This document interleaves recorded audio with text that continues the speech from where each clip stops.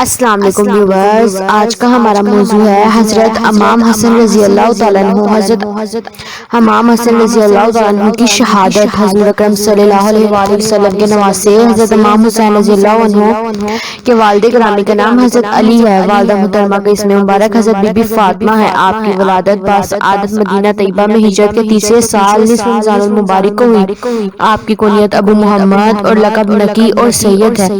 ولادت باسعادت کے 7ویں دن حضور اکرم صلی اللہ علیہ وآلہ وسلم نے آپ کا عقیقہ کیا اور ایک مینڈا ذبح فرمایا، اور اسی دن آپ کے سر کے بال مبارک اتارے گئے۔ حضور کائنات کے حکم کے مطابق بالوں کے وزن کے برابر چاندی صدقہ کی گئی۔ آپ کا اسم مبارک حضور پاک صلی اللہ علیہ وآلہ وسلم نے حسن رکھا۔ کہا جاتا ہے کہ اس سے پہلے کسی کا نام بھی یہ نہیں تھا۔ بخاری شریف میں حضرت انس رضی اللہ تعالیٰ عنہ سے مروی ہے، حضرت امام حسین رضی اللہ عنہ حضور اکرم صلی اللہ علیہ وآلہ وسلم سے بہت زیادہ مشابہت رکھتے تھے۔ حضرت علی سے روایت ہے کہ سینہ اطہر سے سر مبارک تک حسن حضور اکرم کے مشابہ تھے۔ حضرت امام حسن کا شمار حضور اکرم صلی اللہ علیہ وآلہ وسلم کے اہل بیت میں ہوتا ہے۔ ترمذی نے حضرت انس رضی اللہ تعالیٰ عنہ سے روایت کی کہ کسی شخص نے حضور اکرم سے پوچھا کہ یا رسول اللہ، آپ کو اپنے اہل بیت میں سب سے زیادہ محبت کس سے ہے؟ آپ نے ارشاد فرمایا حسن اور حسین سے۔ بخاری شریف میں حضرت ابوبکر صدیق سے مروی ہے کہ فرماتے ہیں میں نے حضور اکرم صلی اللہ علیہ وآلہ وسلم کو منبر پر اس طرح جلوہ افروز پایا کہ آپ کے پہلو میں حضرت حسن تشریف فرما تھے۔ حضور کبھی تو لوگوں کی طرف دیکھتے اور کبھی حسن کی طرف اور ارشاد فرماتے کہ میرا یہ بیٹا سید ہے، اس کی وجہ سے مسلمانوں کی دو جماعتوں کے اختلاف ختم ہوں گے اور مسلمانوں میں صلح ہوگی۔ خلافت کا منصب، جب آپ کو خلیفہ بنایا گیا، حضور اکرم صلی اللہ علیہ وآلہ وسلم کا یہ ارشاد مبارک بہت جلد پورا ہو گیا۔ جب حضرت علی شہید ہو گئے تو تقریباً 40,000 افراد نے حضرت حسن کے ہاتھ پر بیعت کی اور عہد کیا کہ مرنے تک آپ کی بیعت سے پیچھے نہ ہوں گے۔ وہ سب لوگ آپ کے بے انتہا تابع دار تھے۔ آپ تقریباً 6 ماہ تک منصب خلافت پر فائز رہے۔ اس کے بعد حضرت امیر معاویہ سے مقابلے کے لیے مسلمانوں کے ایک لشکر کے ساتھ بڑھے، جبکہ امیر معاویہ بھی مقابلے کے لیے ایک لشکر کے ساتھ مقابل ہوئے۔ جب دونوں لشکروں کا آمنا سامنا ہوا تو حضرت امام حسن نے حالات کا بغور جائزہ لیا اور اس نتیجے پر پہنچے کہ دونوں لشکروں میں سے ایک لشکر کو اس وقت ہی غلبہ ہوگا جب دوسرے لشکر کے بے شمار لوگ قتل ہوں گے۔ آپ کو یہ خون ریزی پسند نہ تھی۔ فرمایا میں نہیں چاہتا کہ میرے پیارے حضور نبی اکرم صلی اللہ علیہ وآلہ وسلم کی امت میں خون ریزی ہو۔ چنانچہ آپ نے حضرت امیر معاویہ کو ایک خط لکھا کہ جس میں واضح کیا کہ میں آپ کے حق میں خلافت سے دستبردار ہوتا ہوں، لیکن شرط یہ ہے کہ مدینہ منورہ، حجاز اور عراق کے باشندوں سے مزید کوئی ٹیکس نہیں لیا جائے گا، بلکہ صرف وہی ٹیکس وصول کیا جائے گا جو حضرت علی کے زمانے سے لیا جا رہا ہے۔ حضرت امیر معاویہ نے اس شرط کو فوری طور پر منظور کر لیا، مگر ایک شرط اپنی بھی رکھی کہ میں 10 اشخاص کو امن نہیں دوں گا۔ امام حسن نے اس شرط کو قبول نہ کیا اور امیر معاویہ کو دوبارہ خط لکھا اور اس معاملے میں اپنا موقف ظاہر کیا۔ اس پر امیر معاویہ نے جواب دیا کہ میں نے قسم کھائی ہے کہ اگر میں قیس بن سعد پر کامیاب ہو گیا تو اس کی زبان اور ہاتھ کاٹ دوں گا۔ امام حسن نے جواب دیا کہ اگر آپ حضرت قیس بن سعد سے کوئی مطالبہ کریں گے تو پھر میں ہرگز آپ کی بیعت نہیں کروں گا۔ چنانچہ حضرت امیر معاویہ رضی اللہ عنہ نے ایک سفید کاغذ حضرت امام حسن رضی اللہ تعالیٰ عنہ کی طرف اس پیغام کے ساتھ بھیجا کہ آپ جو چاہتے ہیں اس پر لکھ دیں، میں لکھے ہوئے پر پابند رہوں گا۔ اس پر دونوں فریقین صلح پر آمادہ ہو گئے اور مندرجہ ذیل شرائط آپس میں طے ہوئی کہ فی الوقت امیر معاویہ کو خلافت کے منصب پر فائز کیا جاتا ہے، لیکن شرط یہ ہے کہ امیر معاویہ کے انتقال کے بعد خلافت امام حسن کے لیے ہوگی۔ حضرت حسن کے سینے جو قرض ہے اس کی تمام تر ادائیگی امیر معاویہ کریں گے۔ اس کے علاوہ مدینہ منورہ، حجاز اور عراق والوں سے کسی چیز کا مطالبہ نہ کیا جائے گا۔ ان شرائط کو امام حسن اور امیر معاویہ نے قبول کر لیا اور مسلمانوں کی دونوں جماعتوں کے مابین صلح ہو گئی۔ کہا جاتا ہے کہ ان شرائط پر اتفاق رائے ہونے کے بعد حضرت عمر بن العاص رضی اللہ عنہ نے کہا کہ ان کی طاقت کمزور اور ان کا رعب و دبدبہ ختم ہو چکا ہے، اس لیے وہ صلح کر رہے ہیں۔ امیر معاویہ نے جواب دیا کہ 40,000 افراد نے ان سے موت پر بیعت کی ہے، اللہ کی قسم وہ ہرگز قتل نہ ہوں گے حتیٰ کہ ان کے برابر اتنے ہی شامی قتل ہو جائیں گے، اور پھر ان حالات کے ہوتے ہوئے زندہ رہنے میں کوئی بھلائی نہیں۔ حضرت امام حسن نے جب امیر معاویہ سے صلح کر لی تو آپ کے بعض ساتھیوں نے آپ سے کہا کہ اے حسن، آپ مومنوں کی آڑ بن گئے ہیں۔ آپ نے فرمایا یہ آڑ نار سے بہتر ہے، یعنی کہ یہ شرمندگی آگ سے بہتر ہے۔ جناب عبداللہ بن عمر بن اسحاق ذکر کرتے ہیں کہ حضرت ابو الغریف نے ان سے بیان کیا کہ ہم 12,000 افراد حضرت حسن رضی اللہ عنہ کے لشکر کے مقدمے میں تھے اور شامیوں سے لڑنے کے لیے ہماری تلواریں بے چین ہو رہی تھی کہ اچانک ہمیں صلح نامے کی خبر ملی۔ اس پر ہماری کمریں ٹوٹ گئیں۔ پھر حضرت امام حسن کوفہ میں واپس تشریف لائے تو ہم میں سے ایک شخص ابو عامر سفیان بن ابی لیلہ ان کے پاس آئے اور کہا، اے مومنوں کو رسوا کرنے والے، السلام علیکم۔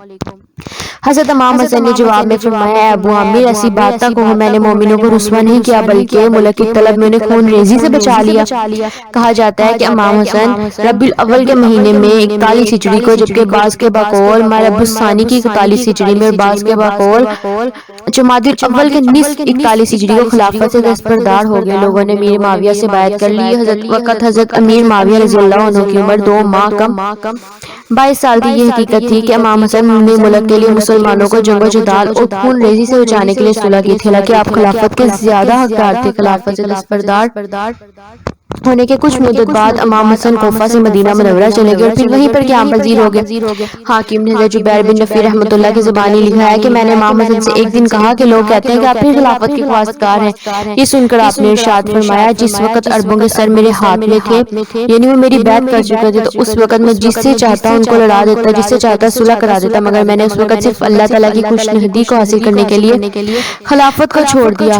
حضور اکرم صلی اللہ علیہ وآلہ وسلم کی امت کو خون ریزی سے بچا لیا، پس جس خلافت سے میں صرف اللہ تعالیٰ کی خوشنودی کی خاطر دستبردار ہو گیا ہوں، اب میں اس کو حجاز کے لوگوں کی خوشنودی کے لیے کیا دوبارہ حاصل کرنے کی کوشش کروں گا؟ یہ کس طرح مناسب ہوگا؟ کہا جاتا ہے کہ جب حضرت امیر معاویہ کوفہ آئے تو اس وقت حضرت امام رضی اللہ تعالیٰ عنہ بھی کوفہ میں تھے۔ حضرت عمرو بن العاص نے امیر معاویہ کو مشورہ دیا کہ امام حسن سے کہیں کہ وہ کوفہ والوں کو حالات سے آگاہ کرنے کے لیے ایک تقریر کرے، مگر حضرت امیر معاویہ نے کہا کہ اس کی کوئی ضرورت نہیں۔ اس پر حضرت عمرو بن العاص نے حضرت امام حسن سے درخواست کی کہ آپ لوگوں کو حالات سے روشناس فرماتے ہوئے تقریر کریں۔ چنانچہ حضرت امام حسن رضی اللہ عنہ نے اٹھے اور اللہ تعالیٰ کی حمد و ثنا کے بعد فرمایا، اے لوگو، جس شخص نے مجھے پہچانا اس نے آپ کو بھی پہچان لیا، جس نے مجھے نہیں پہچانا تو اسے بتا دیتا ہوں کہ میں حسن بن علی بن ابو طالب ہوں، میں رسول اللہ کا بیٹا ہوں، میں اللہ کے نبی کا بیٹا ہوں، میں اس پیغمبر کا بیٹا ہوں جو لوگوں کو جنت کی بشارت دیتا ہے اور جہنم سے ڈراتا ہے، میں سراج منیر کا بیٹا ہوں، میں رحمت العالمین کا بیٹا ہوں، میں اس کا بیٹا ہوں جس کی قیادت میں فرشتوں نے جنگ لڑی، میں اس کا بیٹا ہوں جس کے لیے ساری زمین کو مسجد بنا دیا گیا، ساری زمین کو سجدے کے لیے پاک کر دیا گیا، میں اس کا بیٹا ہوں جس کے خاندان کو اللہ نے تمام نجاستوں سے پاک کر دیا۔ حضرت امیر معاویہ نے جب یہ تقریر سنی تو ان کے دل میں کھٹکا پیدا ہوا کہ کہیں اس تقریر سے خلافت معاویہ پر کوئی اثر نہ پڑ جائے۔ چنانچہ وہ اٹھے اور حضرت حسن سے خوش اسلوبی کے ساتھ فرمایا کہ آپ کا فرمان بالکل درست ہے، اب اس بات کو ختم کریں اور ہمارے حق میں بھی کوئی تعریفی کلمات فرمائیں۔ حضرت حسن نے فرمایا، یہ کون سا موقع ہے کہ آپ کی صفت بیان کیا جائے؟ گرمی کھجور کو پکاتی ہے، رات کی ٹھنڈک اسے ٹھنڈا کرتی ہے، ہوائیں درختوں کو توانائی عطا کرتی ہیں۔